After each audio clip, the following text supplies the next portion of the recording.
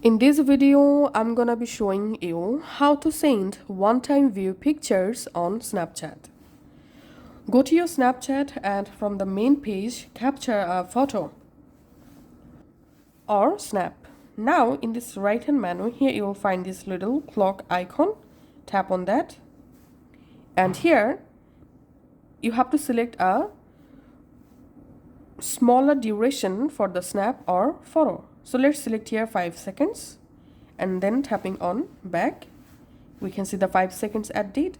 Now just tap on send and send the snap to the story or your friends.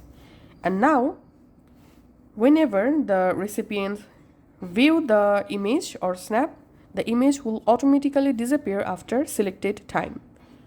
So that's how you can actually send one time view photo or snap in Snapchat. Thanks for watching.